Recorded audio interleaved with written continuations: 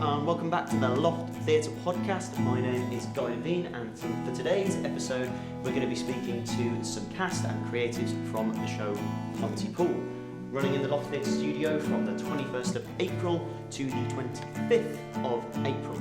So I'm delighted today to be joined by two cast, Mark Roberts and Juliet Swan-Seaton, and stage manager Giles and Bowden. So let's welcome them in with the stock round of applause.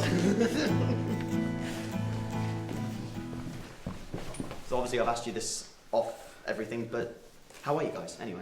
Yeah, not bad. Yeah, not bad at all. Yeah. When did you last rehearse? 2 nights ago, yeah. 2 nights ago. Thursday, yeah. And I'm guessing you're still a few weeks away from opening, so are you working on through the play, like blocking it still, or are you now getting into more sort of intense rehearsal? Like, are you? Well, I guess to a certain degree we are still tweaking things, but most of the framework is in there at this point. Okay, yeah. Mostly nitty-gritty detail at this point. Nitty-gritty detail, yeah. So you are stage manager, Yep. Giles. How's it been going? All good? Really good, yeah. It's a really fun show to be working on this time around, because it's a studio show. A lot of what I'm doing as well is tech, and Pontypool has got a lot of tech, especially the sound. We've got 12 roles in the show. 8 of them are pre-recorded, and a lot of what I'm doing is playing in the other 8 roles, one of which is me. Easiest lost credit in history. Definitely. Look out for my 3 words. You're putting on different voices and everything. I was doing that, and then we actually got real actors to do that instead, which I think works slightly better for immersion. Tiny bit. Nice. No, yeah, it's been a great time. Oh, good, fantastic. And Juliet, of course, a debutante for the Loft Theatre this time. Yeah. So how's it been? What have you thought initially? Because obviously we know the Loft, us 3 guys. We know it has a great vibe. We know it has some great people working it, and we know that it have very, very high quality theatre, of course. So please let us know your initial thoughts as you walked into the building.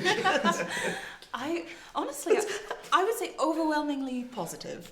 I came in first for the reading of Pontypool and then the audition, and each time I was just so impressed by what a warm atmosphere it was, and I think it was one of the best audition experiences that I've had. It was just so easygoing, and yet I felt like I really had the chance to get into the script, and just had a wonderful time. Like when I left, I thought, wow, I had such a great time there. It would be a bonus if I get the role, but and then ever since I've just... Now you're here, you have got the role as well.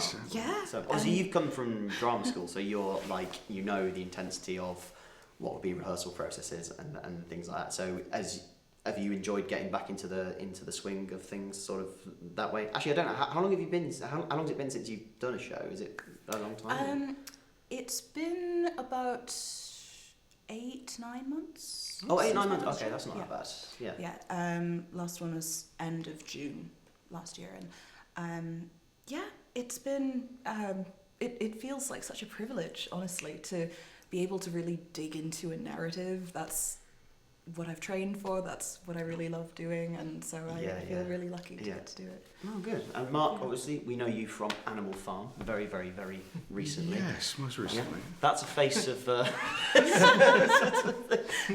It's been a busy year, guys. It's been a very, very, very busy year for yourself indeed. But I imagine a fruitful one, creatively. Yes, definitely so. Definitely so. So did you find that going now into a studio production from being on the main stage, both rehearsal and looking ahead to the show, how do you feel the difference will be for you? There are some differences, definitely. Obviously, we are working, the space that we're in here is more or less the same size as the space that we have downstairs. Yes, absolutely so. Yeah. Give or take the number of chairs that we'll be putting in for the audience, obviously. And there's no giant edifice that we're putting up here.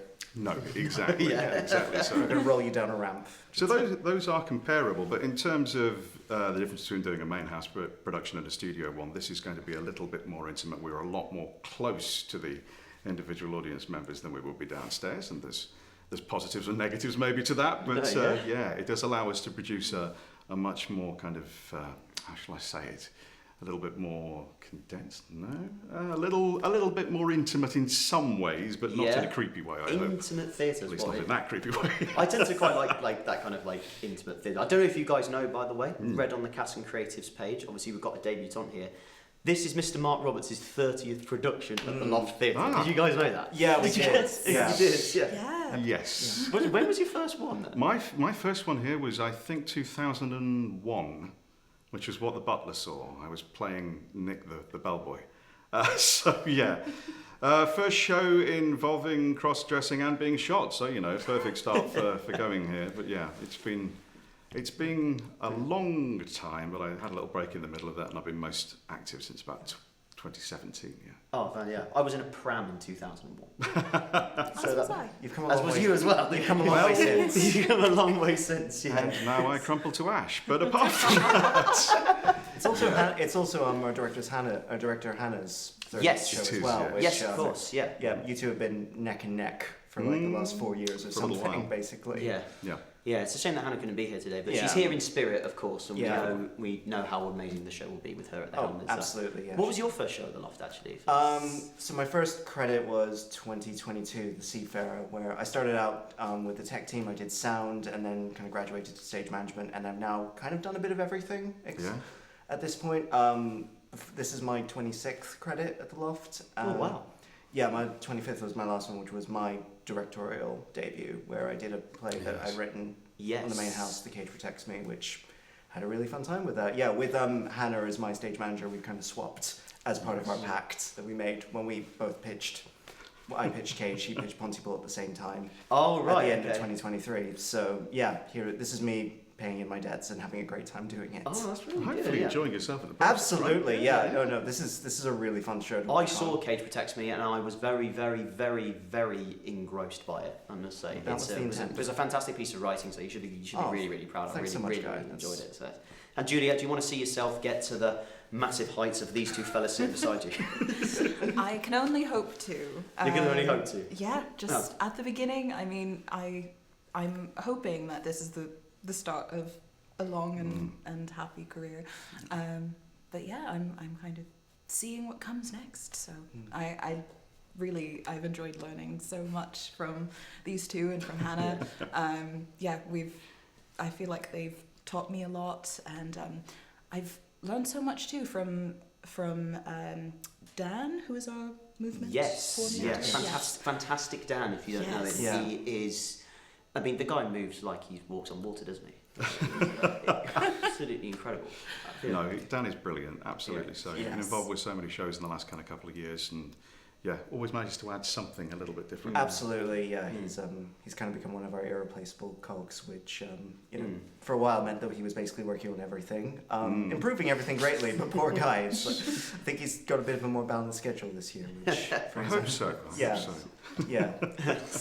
So obviously we're here to talk about Pontypool and what a great show it is going to be. Yes. So for you guys, if you can tell me at least one question you want the audience to take away from Pontypool, what would it be? Right.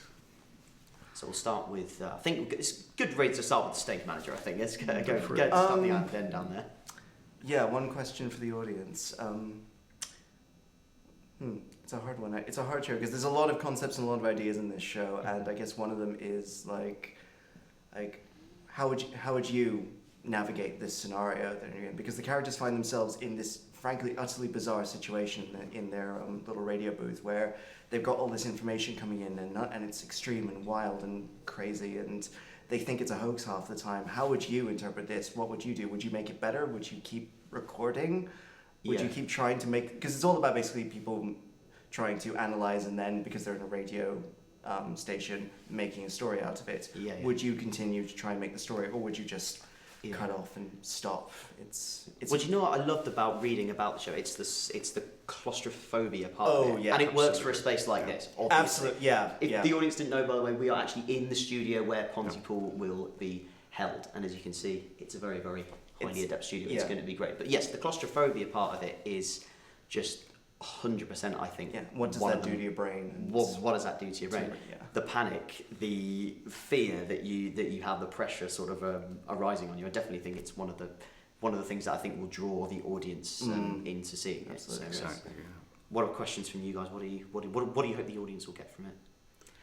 I hope they'll leave with a question of what the real power is in what we say.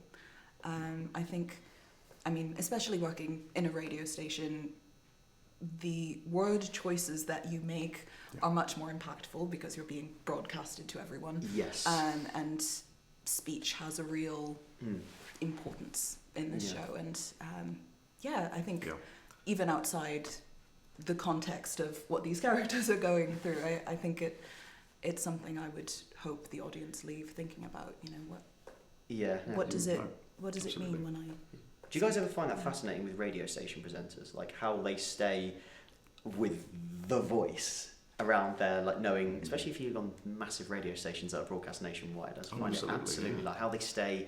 I guess I don't know if you can say on character, but you know what I mean, like how they stay. You've done radio work, Mark. I've done student radio. I think that counts. That counts. It does. Where they all start. Yeah, exactly. Because you're younger doesn't mean it's any less valid. No, absolutely.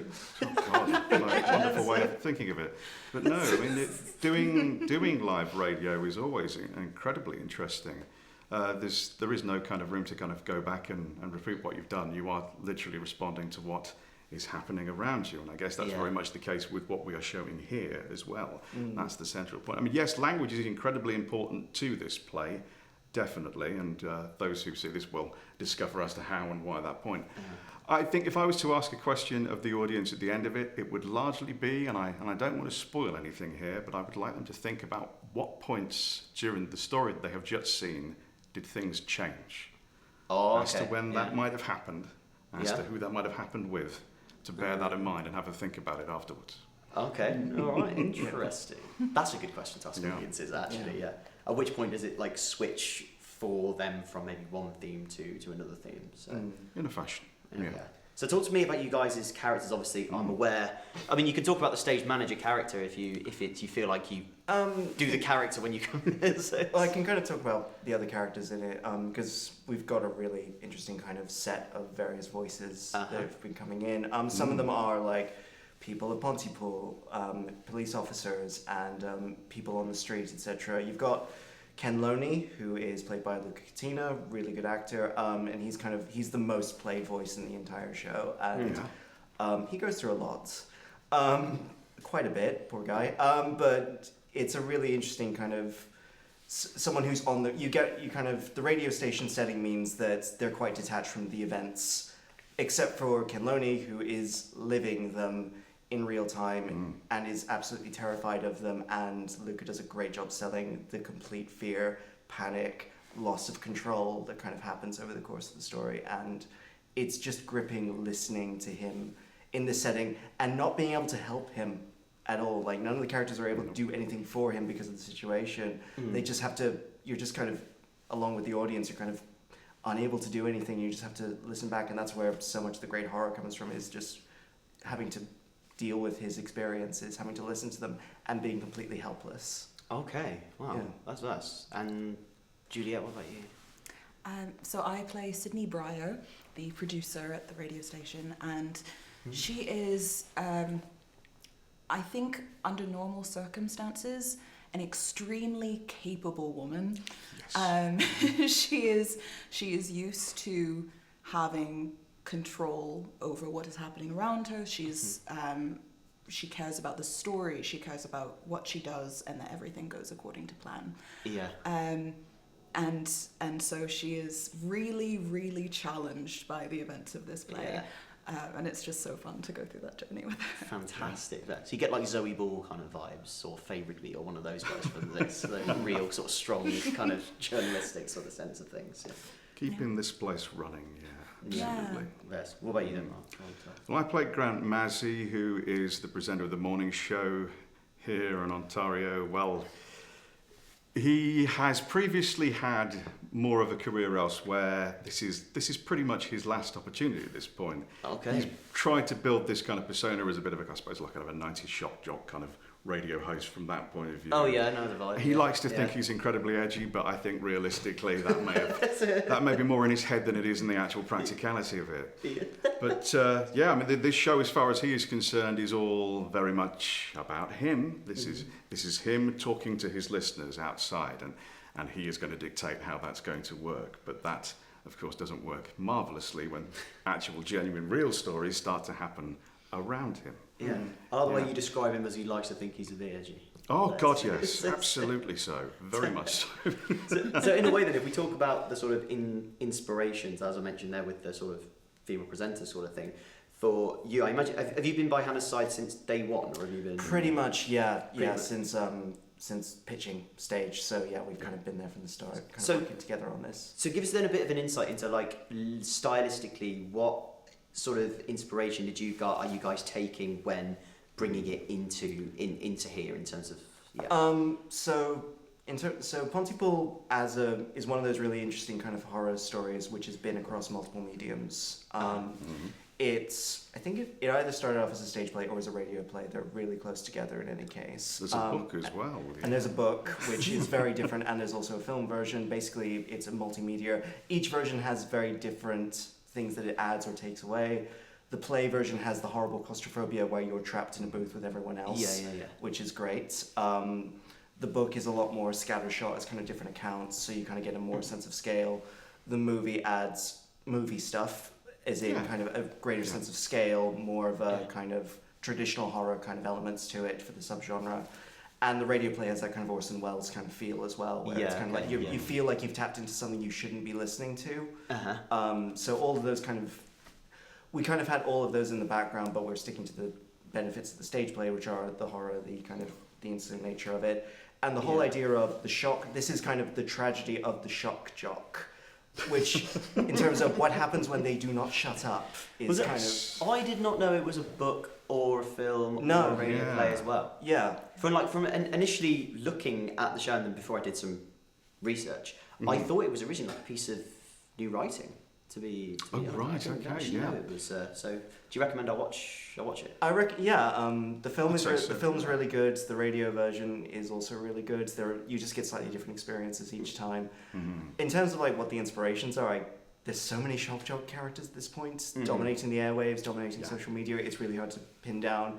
Like, there's some things that Grant Mazzy is not. Grant Mazzy isn't like a Piers Morgan type, for instance. No, not. He's a different kind of flavour. He's a different flavour, and I would argue much more sympathetic than...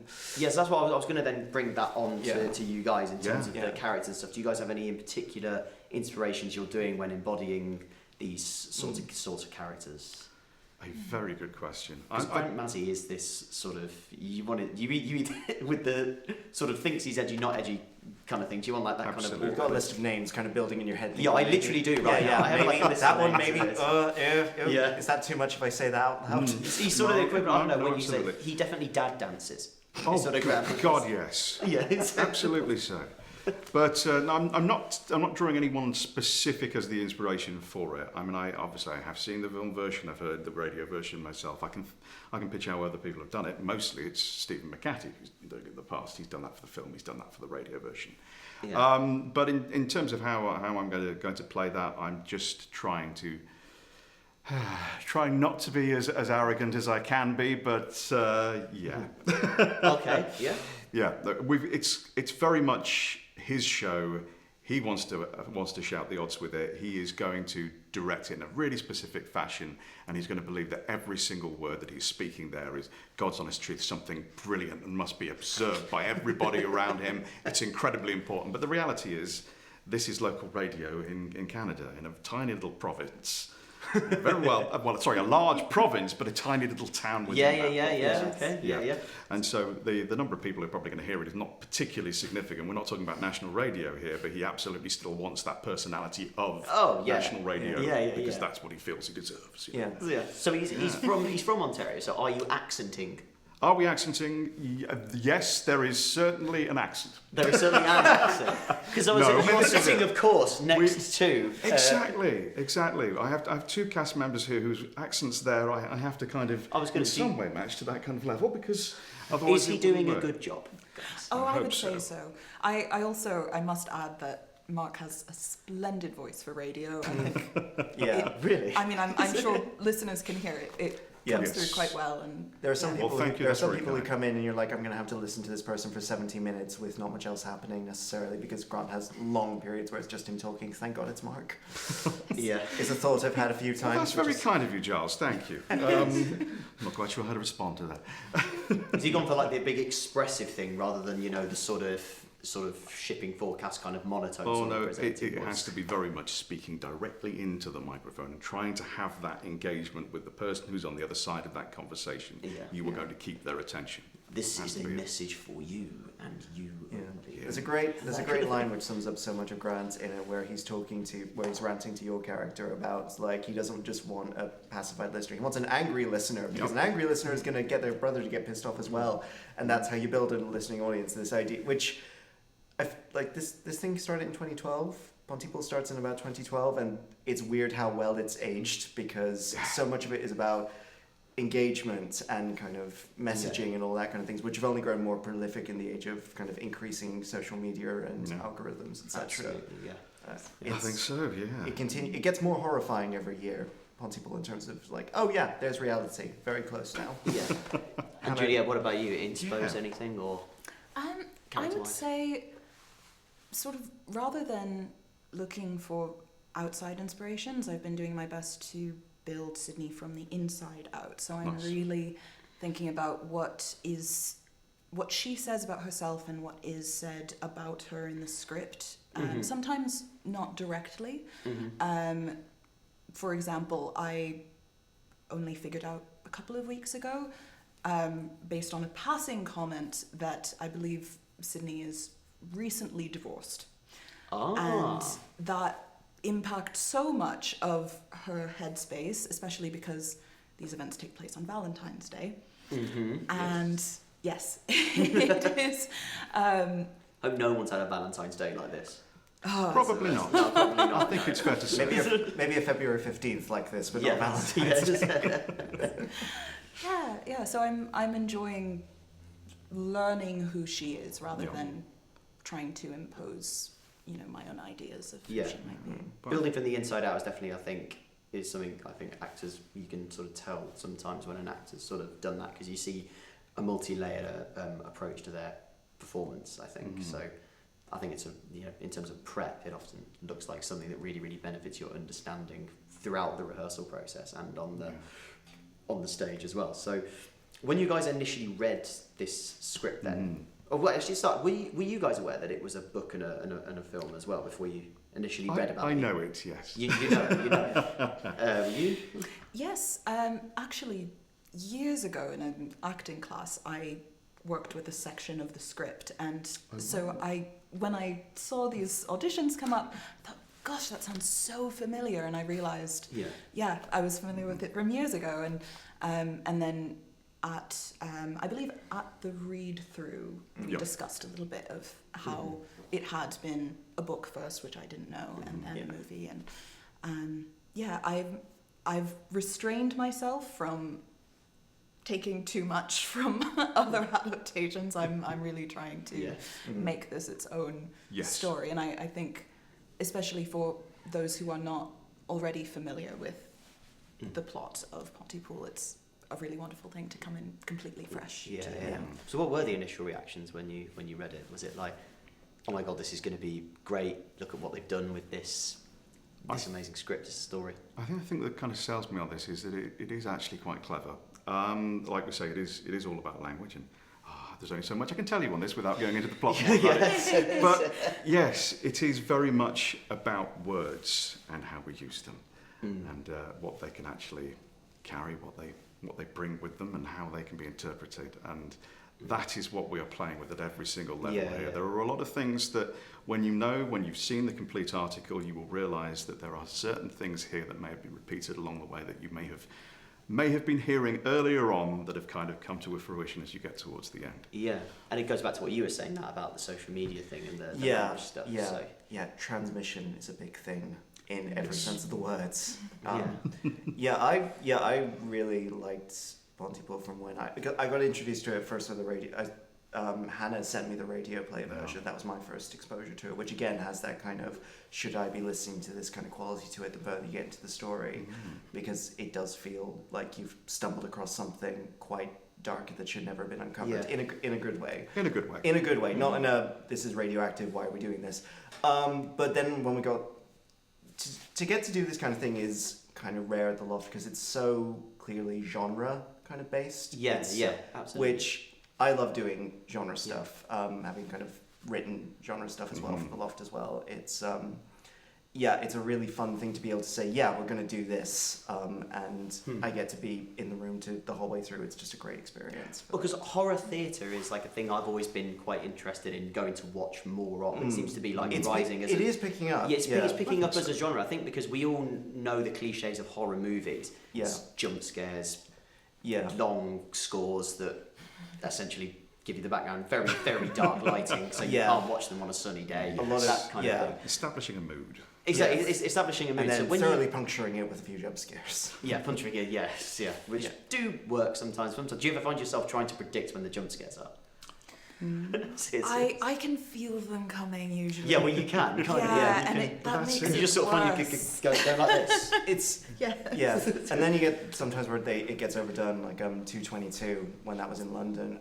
They did No, I every haven't seen. I'm really. but every single scene change in 222 has a high pitched scream attached to it, and it's like scream, lights go up, and then they do a little fumbling around, they move the scene on, and the first time that's doing it, it goes through you like a knife. Yeah, and it's yeah, like, yeah. oh, this is terrifying. Okay, and then the seventh or eighth time, it's okay. Yep, that was a scream. That was a high pitched scream. Yes. So therefore, what are the keys then for making, in you guys' opinion, a good, effective piece of horror theatre? Is it using spaces like these? Is it utilising elements that you see in movies and stuff like that? What makes it most effective as a genre, in your opinion?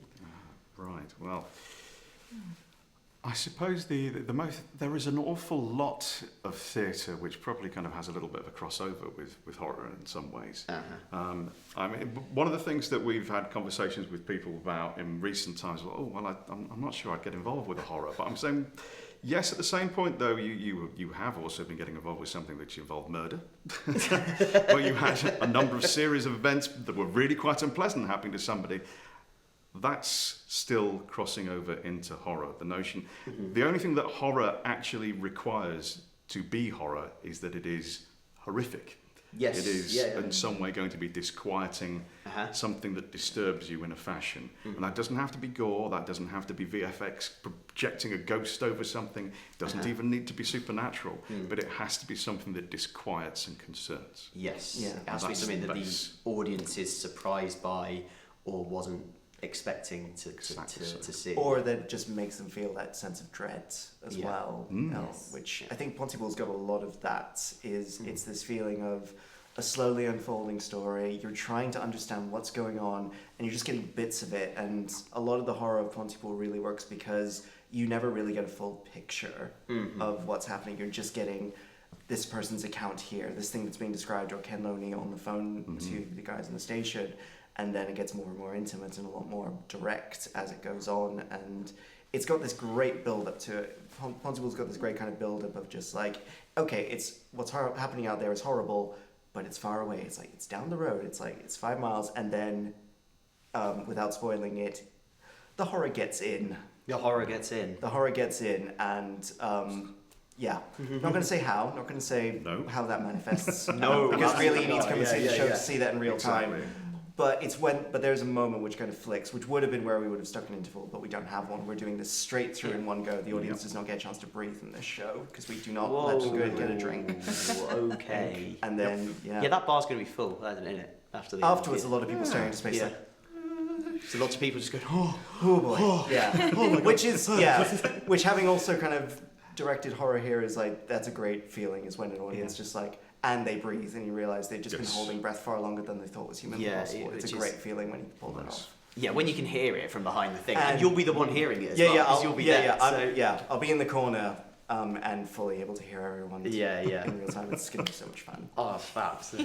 Well, obviously, last step we spoke to the Frozen cast in April as well. So I feel like April is obviously the Loft's macabre month. at the moment in terms of It seems to be. themes, I'm things not like quite that. sure how that fell out as the case, but yes, Yeah, it seems to be. But it's okay because after that there's romance and love and things like that. Yes. So, but April seems to be one where you've got some intense themes and some really, really sort of let's say challenging cathartically plays for audiences to see. But rehearsal wise, has it been fun? Have you allowed to bring fun into the rehearsal room? Oh goodness, yes. Certainly, Yeah. yes. And there are light moments in here. There are little kind of nods to, shall we say, small town mentality and certain conceits of making live radio. There are beats in this. There are moments that you're going to find genuinely amusing. And I think if they weren't, they would probably be awful. Small town mentality. The sorts of people that post in those little groups on Facebook, of one particular street and stuff. But that's how it kind of balances it out. It isn't all going to be 100% focused and dark, but that's why it works. You have to balance those things. Yeah, so we can expect a bit of laughs, a bit of... And I think we've had fun. Yes. We've had fun, yeah. We've had fun. I would say that it is a really special play in that it is quite funny, although the characters don't necessarily find it funny. Yeah. We have had the opportunities to laugh about it, though we will not be laughing in a moment. The audience has some moments of relief from the dread that is also quite present. Okay. So I think it balances that. Yeah. So it's really fun to make. I think horror theatre is just really fun to make because there's, on the one hand, you're all kind of like, it's just the natural kind of you're counterbalancing against what you're depicting. Worked with a lot of dark shows, like things like we've done Medea, and that was really, really fun to do for some reason. We had a lot of laughs making Medea. But also on the other hand, there's the how do you pull certain things off in horror, which takes a lot of creative tech, etc. Like we've got horrible moments which we have to plan out in advance and make sure that they all work and that they're convincing, that are involving one of my favourite stage directions. I'm not going to spoil what it is, but it comes about 2/3 of the way through. It is one of my favourites. No, that's it. Look forward to that moment. It's a great moment, and it's going to take a lot of planning, but when it happens, it's going to really pay off. So you guys are excited. It sounds like you're really, really excited for so people to see it and people to get a sense of what it's about and stuff. Absolutely. Are you going to go to Pontypool? Am I going to go to Canada for that? Or Wales. Well, sometime in your life. I'm not talking Pontypool, now. Wales is Pontypool, closer. Wales is feasible. Yeah, Pontypool, Wales is fine. I've not been advised to go there. No. No, Wales is lovely. What are you talking about? How dare you? How dare you? But no, Wait, Wales is fine. To anyone who, Wales is lovely. My apologies. Yes. It's not personal. very much so. I once had a challenge at uni where anybody can say that really long Welsh town name. It turns out I'm not going to do it, but I was a challenge. I can actually apparently do it. Did you pull it off? Yeah, I think so. Yeah, because there was a challenge if I didn't do it. Is I was sat next to a Welsh person, and if I didn't do it right, I'd have to do, you can imagine being university what you'd have to do. The shame, the dares, whatever it would be. whatever it be. So who's the cast clown then? Would you say? Have you got a cast clown in today? It's Mark, isn't it? And no, we have two of us here. As far as the other two are concerned, I think that everybody has something like. Yeah. I think we've all. I think we amuse each other so much. Everyone brings something new into the mix. Connor Carson, who's in our cast, has some of the best line reads. He just gets so into the character and it's so much fun. Yeah. And then Kate is so dedicated. Kate's just amazingly dedicated. She is, because she's doing a lot of stuff which is quite physical in the play. Yeah. And she's just there in the moment, and it's always just fascinating. Just the way she moves and the way she kind of commands the space. Yeah. She doesn't get as many lines as these two, but she does make her presence. Very much a presence. Yes. Very much so. Very much involved. Did you think you got a bit of help from drama school in that sense then? Does that come out whenever you're now doing a play? That sort of commandment of space and presence that you then get? Yes, I would definitely say so. And I can certainly see that in Kate. We trained together in drama school, and She is our one true Canadian. Exactly. Oh, yeah. Yes. No Yeah, pressure, yeah. folks. Yeah, no pressure. Yeah. Oh yeah, but So- Kate and Juliet are both very dedicated. Well, if you didn't know, Juliet actually specifically came all the way from Birmingham today to come and do this this podcast. So I am, of course, eternally grateful, as everyone else can imagine. So anyway, we're coming to the end, but I always like to end on a couple of nice informal questions on the podcast. They're not directly related to the play, but are just sort of quite fun to end it with. So, you guys, if can tell me, what was your first ever play that you appeared in? Like literally first ever thing. I was a Roman soldier in a nativity play. A Roman soldier in the nativity play. You get to the point with a certain class size when you're trying to put together a nativity play and you run out of central roles. So, we're there. I'm going to be a Roman soldier because reasons. Roman soldier. I think I was Blades of Grass in our one because I think we had the same wonderful, issue. Wonderful. How does one portray a blade of Blade grass? That feels like a philosophical question for the ages. Absolutely one. Yeah. Juliet, what about yourself? I think it was when I was 8. I played Rose Standish, the real-life wife of the Captain Miles Standish of the Mayflower. Oh, wow. And I grew up in Massachusetts, near Boston, and so as small children, we learned about the Revolutionary War and everything that happened with people coming over from England because we were right where it all happened. Yeah. So, yes, so we had a play where we each played a real person on the Mayflower. And Wow. yeah, it was very fun getting to learn Wonderful. about your person. And Yeah. Yeah, Nice. I suppose a big part of our transatlantic friends' history, I suppose, that Mayflower is, isn't it? So, yeah. and Giles? I mean, if nativity plays count, then yeah, Jesus. And Oh.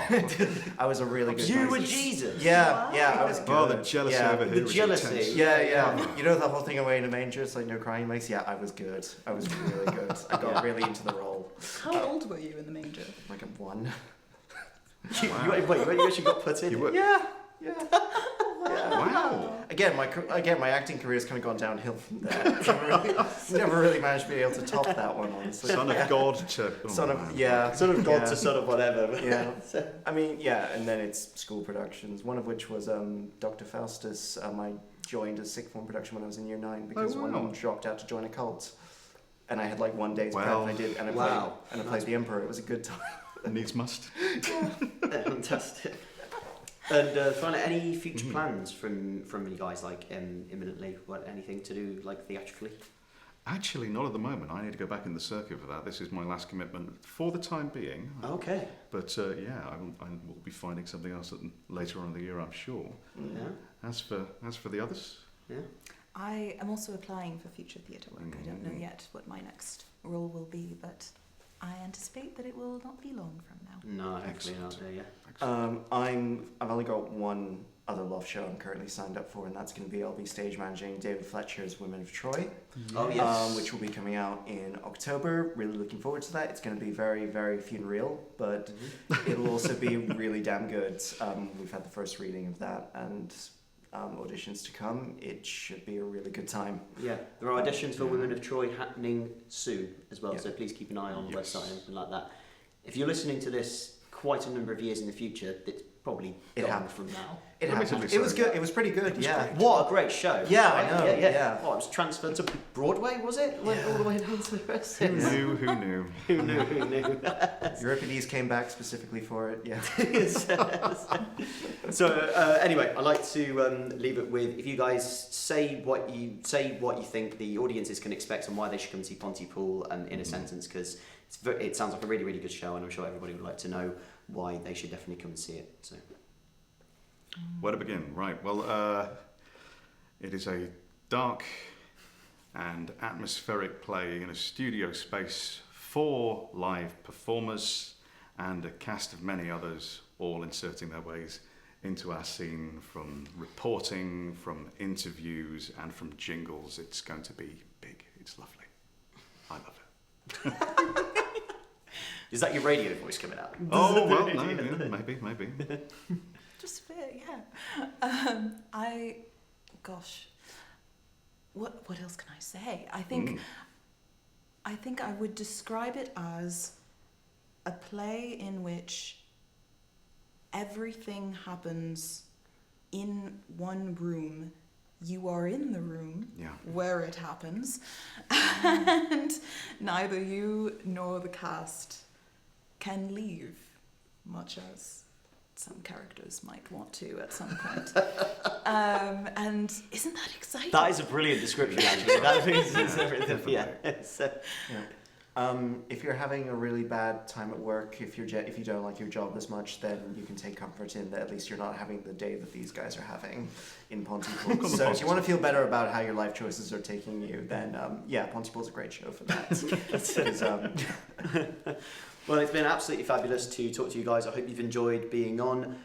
Go and see Pontypool. It's on from the 21st of April to the 25th of April in this very space we are in right now. Thank you very much to you, Mark. Thanks for coming on. Pleasure, Guy. Juliet as well. Thank you so much. And Giles down the end. See you guys next time. Hi.